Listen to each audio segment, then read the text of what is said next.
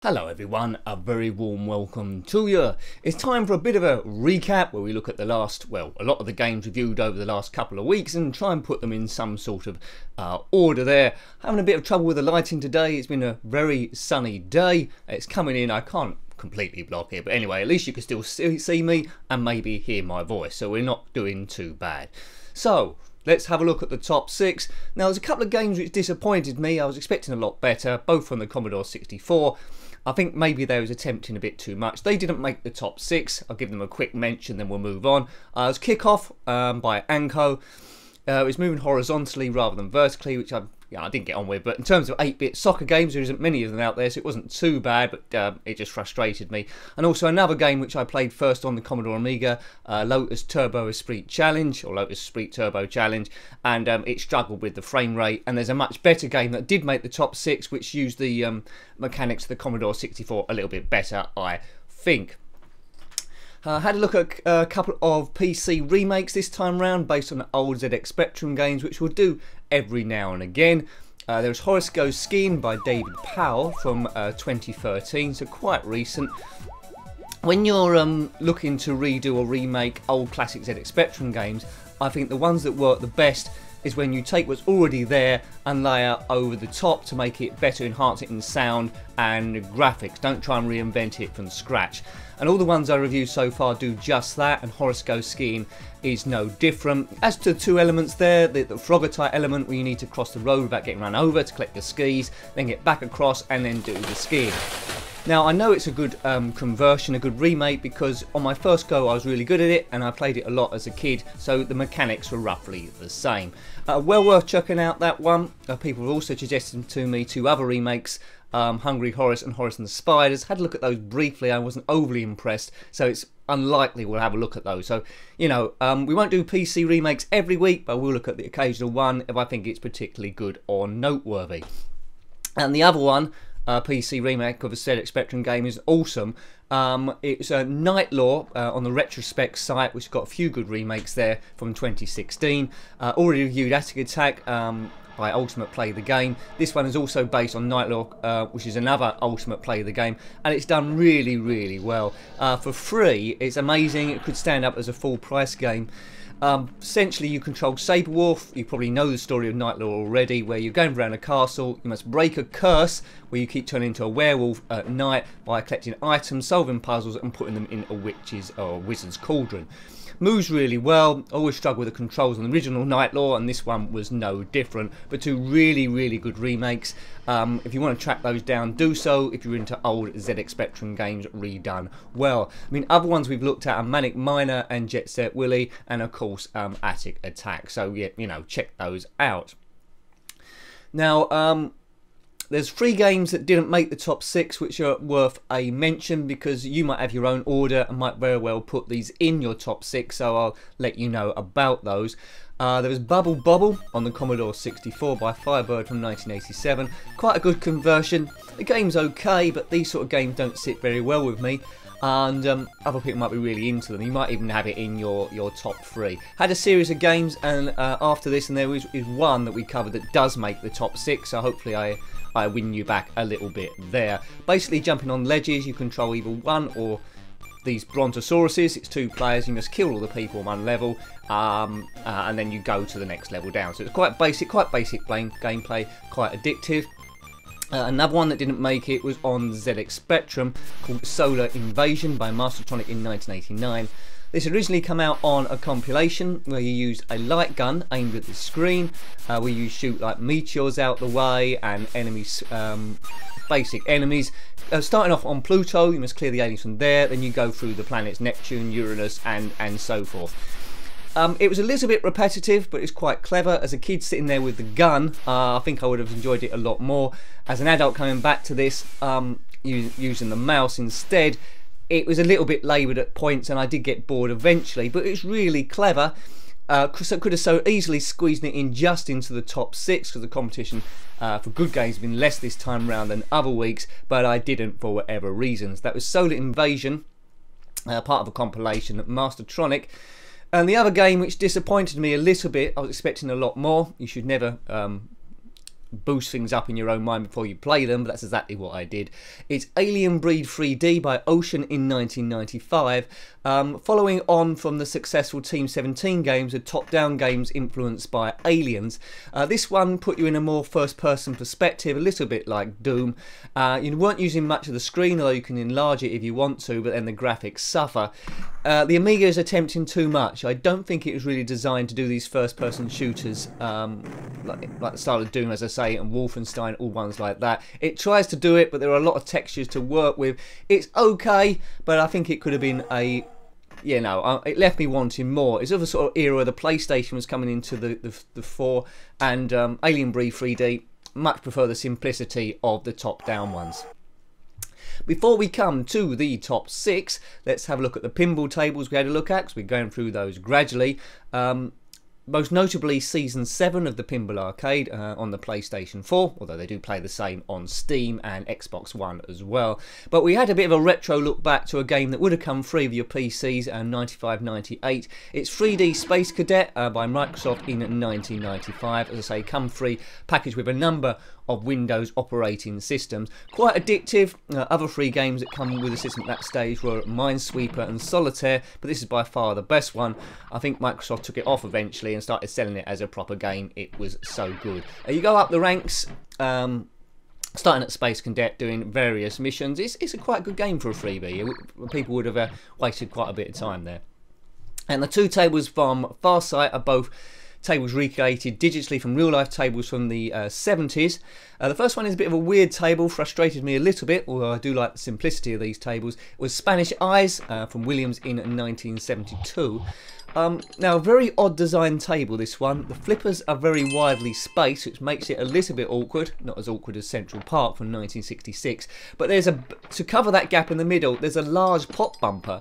Now, it's a bit random how the ball falls, because you're going to lose that ball down the middle of the flippers quite a lot. And if it hits that pop bumper in the correct way, it bounces back on the playing field. If it glances it, then you've lost the ball. A lot of the skill involved and how well you did was down to luck, and although I like the look of it, in the real world I'd probably end up hitting it with a lump hammer and it wouldn't survive very long. Yes, you might have a different view on that one. And the other one was also from the 70s, not quite as frustrating. 1977 was Wild Card. On the back glass, it's got some cowboys from the Wild West playing a game of poker. When you get to the actual game itself, there's no sign of the actual cowboys or the Western theme, so there's a bit of a continuity miss there.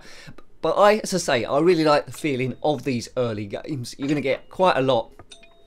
Cough's coming back. Well done, Nick. No water. Why haven't I got water? Anyway, you're going to get a nice feeling of how the game plays.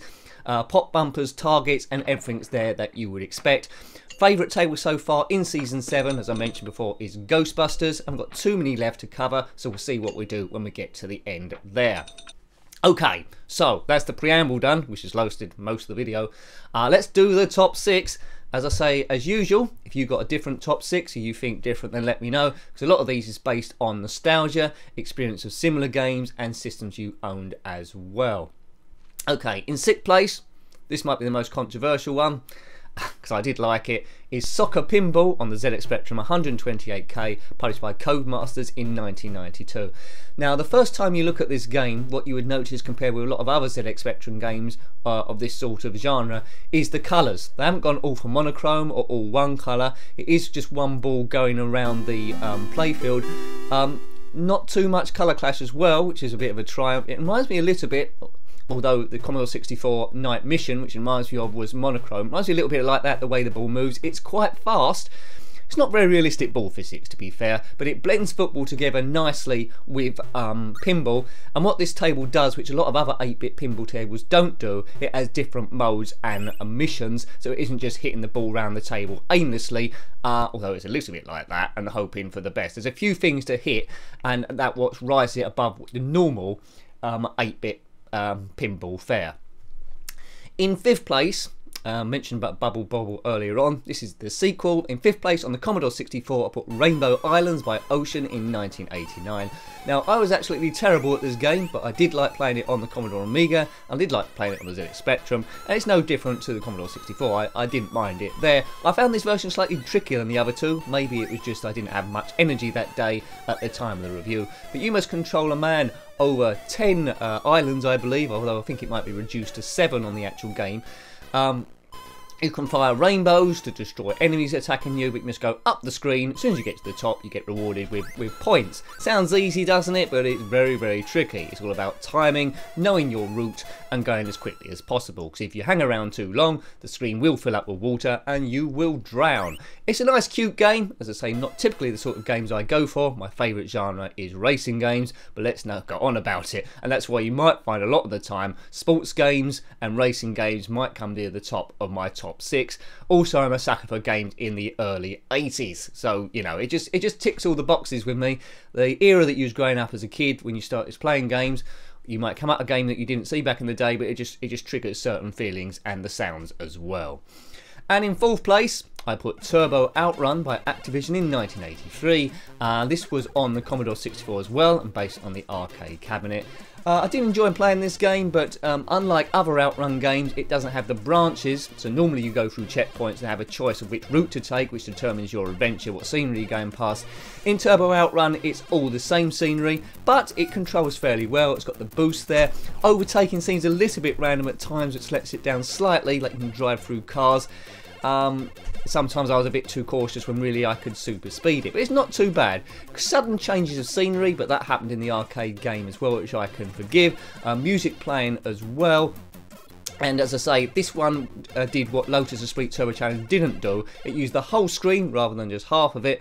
The frame rate is a lot better than that. And when you put the two together, you think, oh yes, Turbo Outrun, they knew what they was doing. Whereas Lotus Esprit Turbo Challenge was great on the Commodore Amiga, really struggled on the Commodore 64. So that's one to avoid. If you're looking at racing games so far, look at Turbo Outrun. But I've been told to look at the original Outruns, where there was a US version and a European version as well. So perhaps we'll come to those, and it'll give me the branch roads back.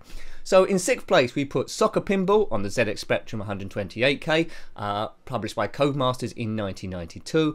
In 5th place, Rainbow Islands on the Commodore 64, published by Ocean in 89. And in 4th place, Turbo Outrun, also on the Commodore 64, US Gold 1989. So let's come to the top 3 then, the podium positions, to see what's happened this time. Now in 3rd place, I'm really pleased to say, I've just started reviewing games on a new system. Not sure how many I would do, because I did the first one on a whim, but I was quite impressed with it, because it was an era of games that I like. It was Enduro on the Atari 2600, I've been told to pronounce, but I pronounce it 2600 or 2600, who cares? It's 2600 anyway, and it was Enduro by Activision in 1983. Quite basic, this game, but the sounds of it are absolutely brilliant for that sort of era. You must drive a car, it looks a bit like a Formula 1 car, throughout the day, with changing conditions. You see night conditions, you just see the taillights of the car, changing weather conditions where you might go to snow, and various changes of the skyline scenery as well. But essentially, each day you must overtake a certain number of cars before the time runs out to get to the next stage. Like day 1 you must pass 200 cars, so not really like Formula 1 at all then. Next day 300 cars. Really addictive. Now as a kid, I can see if I did own this, I could be sat in front of the TV and be playing that for absolutely hours, if not days. A brilliant game, Enduro. Really sets me up for looking at more Atari games. Excuse me. And you've already suggested ones I should have a look at, which I've written down, so let's see if we can track those down and have a go. In 2nd place, SPEEDBAU 2 Brutal Deluxe on the Commodore 64, published by Imageworks in 1991. Really love this game on the Commodore Amiga, which I first played it on, and it does a really good job on the Commodore 64 as well. The movement is good, the arena seems a lot bigger than the Amiga version, and the action is quicker initially. I do miss the sounds, which the Commodore 64 is never going to be able to do, like get ready and ice cream, but it plays good.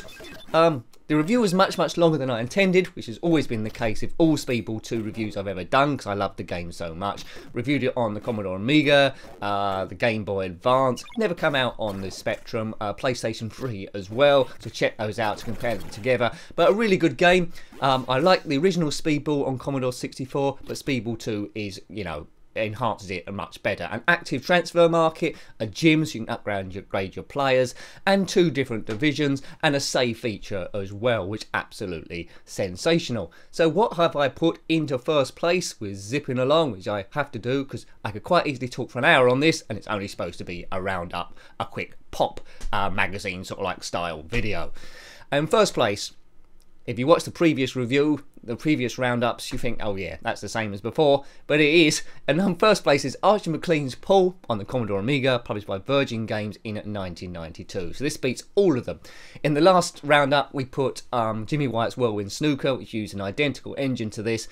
Really loved it straight away. The rules of Pull are a lot more straightforward, of course, than Snooker. You play against a variety of opponents, more opponents than the original Jimmy White's Whirlwind Snooker. Realistic ball physics. You can do practice, 2-player modes, trick shots, and it's really nice to play. Not much fault you need to actually play it. You can get in there and play it straight away. Archie McLean, he was a programmer rather than a professional pool player. So excellent stuff. I've really liked the games this week, and thank you for your suggestions, and thank you for keep watching them. Really appreciated there. It's a bit of a challenge keeping this volume up, but we can still do it. I feed on the positive responses and ignore all negative. It's the only way to go to keep my energy levels up, so thank you. So in third place was Enduro on the Atari 2600 by Activision in 1983. In second place, Speedball 2 Brutal Deluxe on the Commodore 64 by Imageworks in 1991. And in first place, Archie McLean's Pull by Virgin Games in 1992. Excellent stuff. So, you know, take care of yourself, keep watching the vids. Until next time, take great care of yourself and a very fond goodbye. Goodbye.